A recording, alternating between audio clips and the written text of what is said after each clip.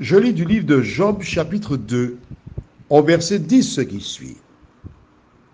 Mais Job lui répondit, « Tu parles comme une femme insensée. Quoi? Nous recevons de Dieu le bien et nous ne recevrions pas aussi le mal?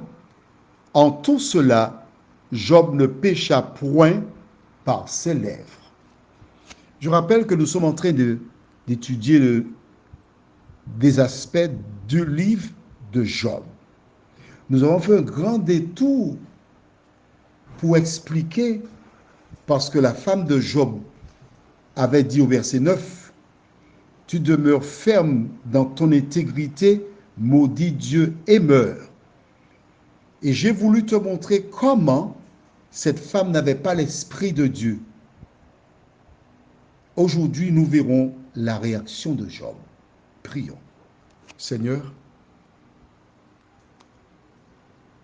comme Moïse, Job aurait pu être irrité. Nous avons vu hier soir où tu appelles tes enfants à faire preuve de patience, à ne pas s'emporter.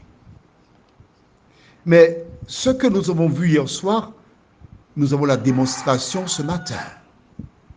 Aide-nous à tirer les leçons, nous t'en prions. Au nom de Jésus. Amen. Quel est le contexte?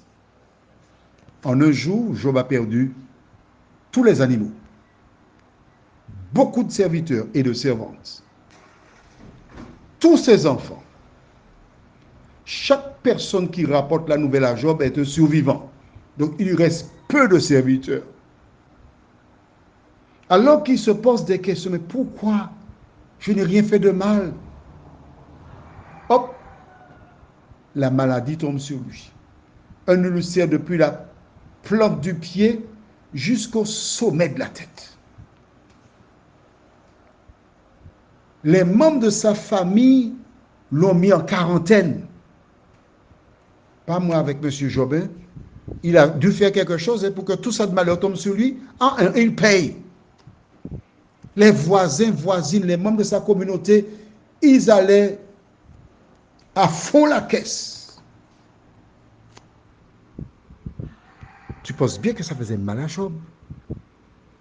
Et voici sa femme qui vient lui dire, mon vieux, mais qu'est-ce que tu as demeuré faire, ma... Maudit Dieu et meurs.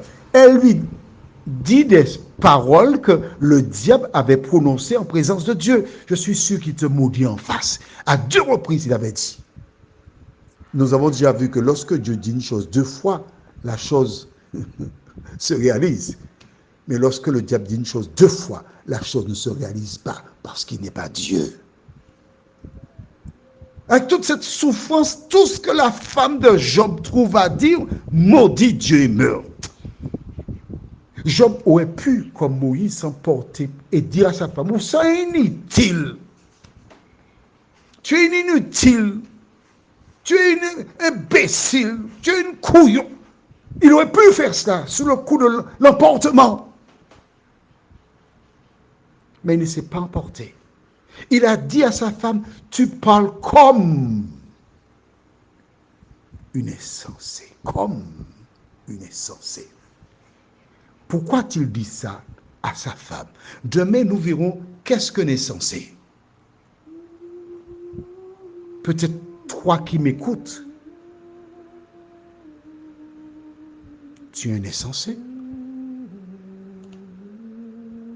Peut-être que tu es insensé, nous le verrons demain. Mais regarde bien ce qu'a dit Job. Tu parles comme une insensée. Qu'est-ce que Dieu réclame de toi? C'est que tu ne sois pas un insensé. Alors, où es-tu? Seigneur, ce que je réclame, c'est ce riche don d'amour que cette céleste flamme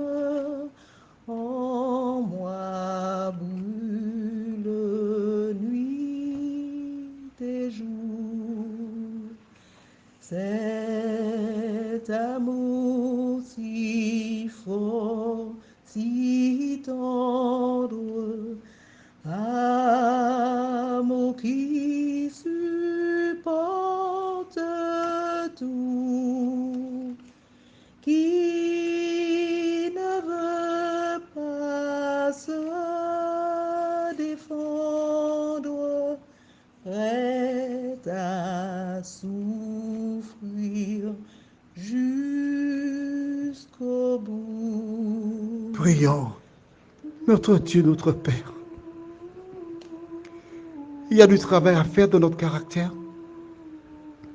Mais nous ne nous décourageons pas. Parce que la parole déclare, le Dieu de toute grâce qui vous a appelé, après que vous aurez souffert un peu de temps, vous affermira, vous fortifiera, vous rendra inébranlable. Seigneur, nous croyons ta parole. Nous la chérissons dans notre cœur. Nous te demandons, Seigneur, de prendre le temps pour lire les 7 lettres et d'essayer de mettre en pratique. Nous avons la certitude que ton esprit nous guidera, nous aidera à atteindre l'objectif. Cette grâce, nous la réclamons au nom de Jésus et pour ta gloire éternelle. Amen. Nous te souhaitons une bonne journée sous le regard de Dieu.